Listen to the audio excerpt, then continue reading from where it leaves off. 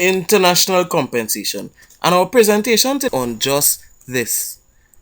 International compensation. This presentation will seek to investigate the main objectives for a multinational firm with regards to its compensation policies, the differences in the going rate and balance sheet approaches to international compensation, the key differences in salary compensation for PCNs and TCNs, and whether these differences even matter, the main points that MNEs must consider when deciding how to provide benefits. And also, why is it important for MNEs to understand the compensation practices of trees? Now, what is a multinational firm? Now, when you think about a multinational firm, what exactly comes to mind? Now, I could imagine the answers would be along the lines of any firm outside of the national operation or the home country of a firm. And that is quite right. A multinational corporation is a business that has its facilities and other assets in at least one country other than its home country. Now, if I have a business in Trinidad and I also have operations and dealings in Barbados, I would be considered a multinational firm. Or companies such as these have offices or factories in different countries and usually have a centralized head office where they coordinate market. What is compensation? Now, when you think about compensation, what would come to mind? It would, no, you would usually think money. You're getting money for a service or for let's say a downfall or a shortfall of someone else's compensation. Compensation can be defined as anything, typically money, awarded to someone in recognition of inconvenience, loss, suffering, or even injury, as we said before. Now, when we dive into international compensation, we would talk about expatriates. This word would come across many times through tonight's presentation. Expatriates.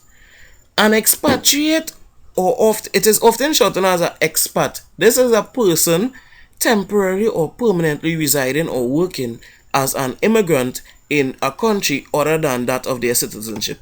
So let's say you're a citizen of, again, Trinidad and Tobago, and you go away or go abroad to study or to work or what have you. You would be considered an expat because you are temporary or permanently residing, not necessarily a citizen, but you're residing as an immigrant in a country that is not your own, or you are not a citizen. The main objectives for a multinational firm with regard to its compensation policies. Now, what would be the objective of any firm that is operating outside of its home country when you're talking about compensation policies? Now, some of these objectives would be to create a compensation policy that would entirely satisfy its workers, both inside and outside the country. Now, which firm would not like to satisfy its workers?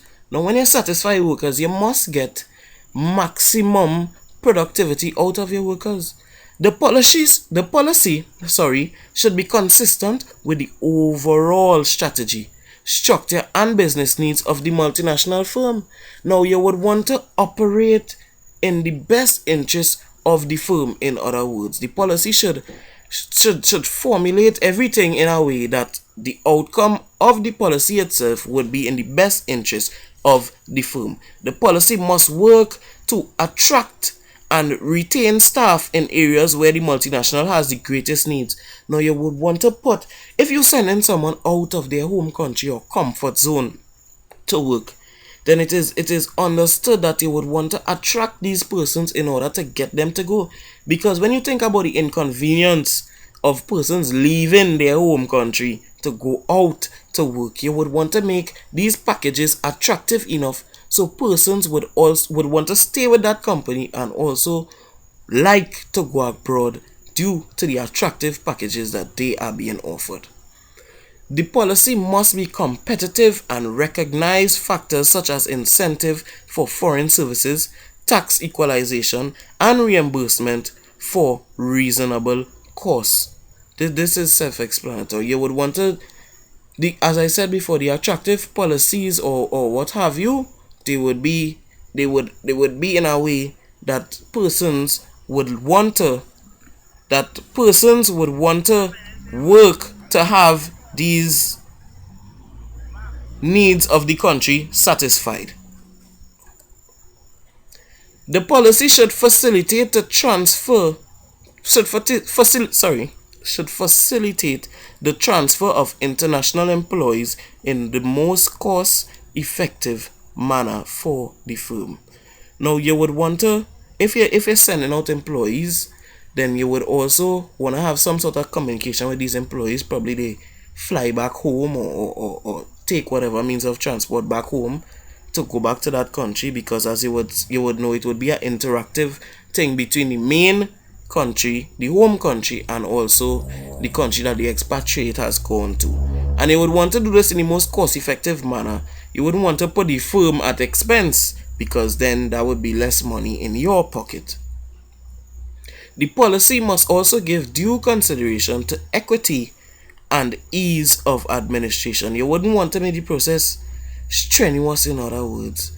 You would want to do this, as I said before, everything should be done in the best interest of the main differences in the going rate and balance sheet approach to international compensation. Now, as you would know, if you're dealing with compensation, then you're automatically dealing with money, right? So if you're dealing with money, you would want to have different approaches to calculate the compensation that should be given, things to take into consideration.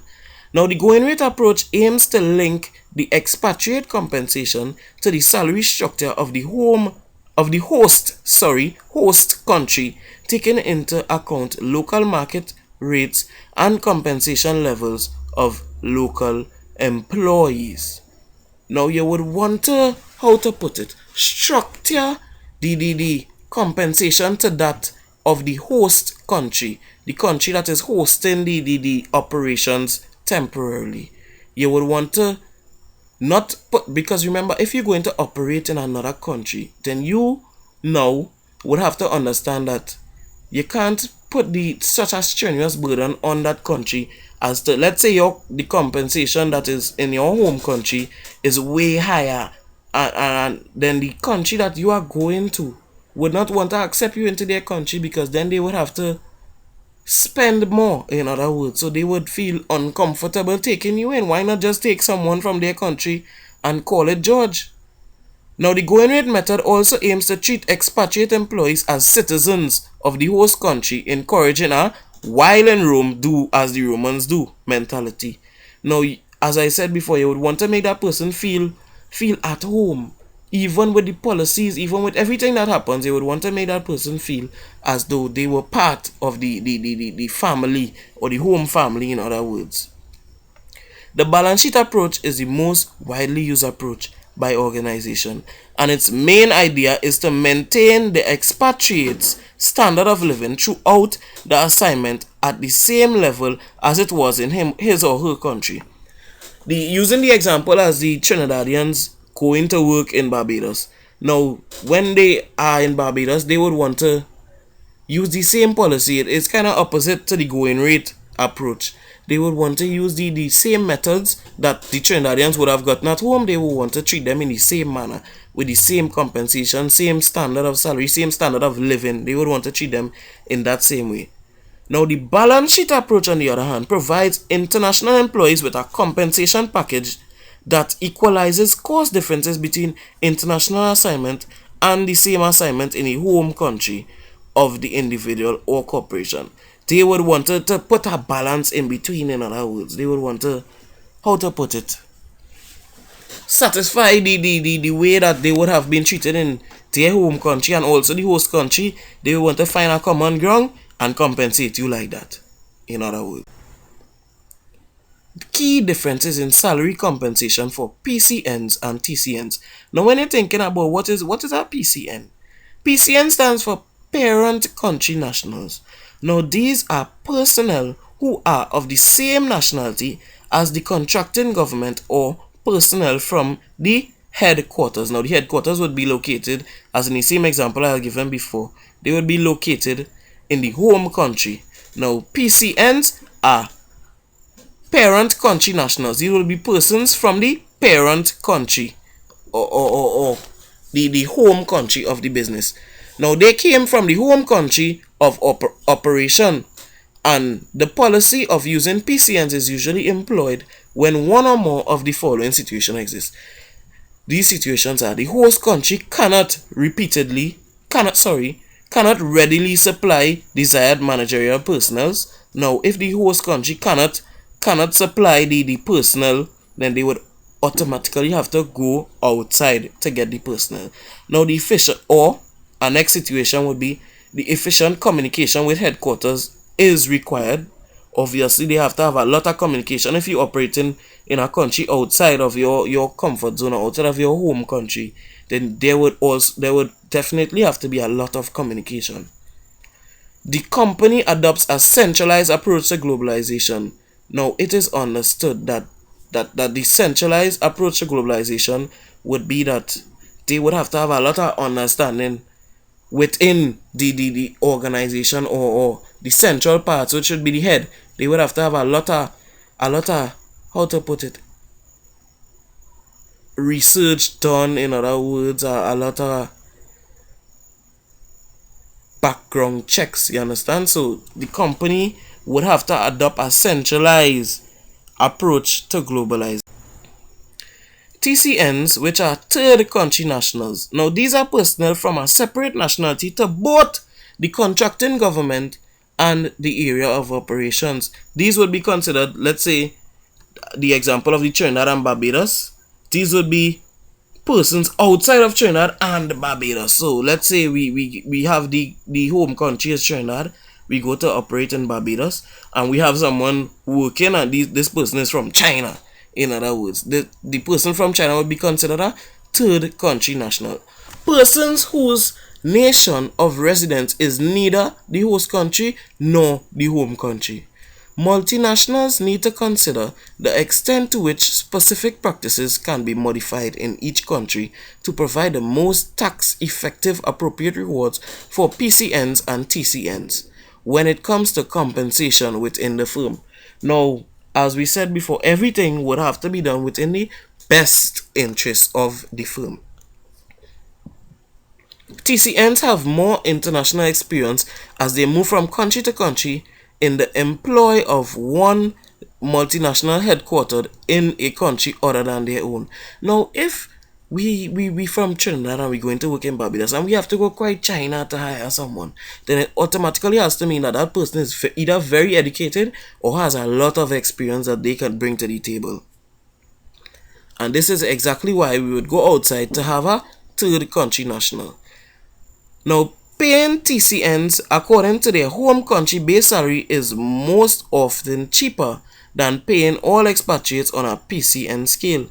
Justifying these differences can be very difficult. Now, if you have to find a way to justify the fact that paying TCNs or third country nationals according to their home country base salary, which could very well be way over the usual salary of the firm, or of the nationals of the base country of the firm, then that would be difficult, because there has been or is often a lot of debate or a lot of conflict when coming to the paying rate of these persons who come from other countries, as the argument is often generated that we have this skill set here, then why should we need a third country national or a TCN? It is often argued why, but I guess the reasons are there. Now, the main point that MNEs must consider when deciding how to provide benefits. Now, when a multinational corporation or enterprise has to come up with the benefits, then there would be a lot of things to consider in order to come up with the reasons, or why, how should we, how to put it, give all these benefits. In other words, things like whether or not to maintain the expatriate in the home country programs, particularly if the company does not receive a tax deduction for it. Now, why would we maintain persons as the Bajans or the persons from Barbados now? Why would we maintain these persons in home country in our programs if we don't get no tax deduction for it? You understand? It seems to make no sense. Whether companies have the option of enrolling expatriates in host country benefit programs or making up any difference in coverage, whether host country legislation regarding termination affects benefits entitlement, whether expatriates should receive home country or host country security benefits. Now here you're seeing where the persons would be considered to be treated them different. Who should pay your security benefits? Us or wherever you come from? Now whether our next point is whether benefits should be maintained on a home country or host country basis. Whether you should get benefits of us, our country paying you the benefits, or giving you the benefits, or your country that you came from giving you the benefits. Who is responsible for the cost? Who should incur all his costs? Why us? Why should our country incur all his costs and you not even paying tax here? If you want to look at it that way. Whether other benefits should be used to offset any shortfall in coverage, and whether home country benefit programs should be exported to local nationals in foreign countries.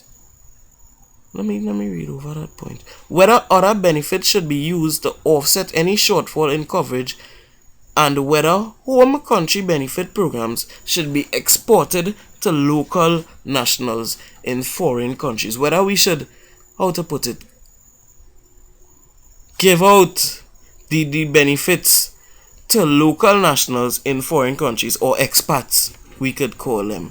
All these things would be taken into consideration. Now, these are the points and the answers that I came up with for the PowerPoint presented to you tonight. Thank you for listening, and also see some of the references or where I got most of my information from. The scholarly articles or the scholarly references that I got, 6 of them.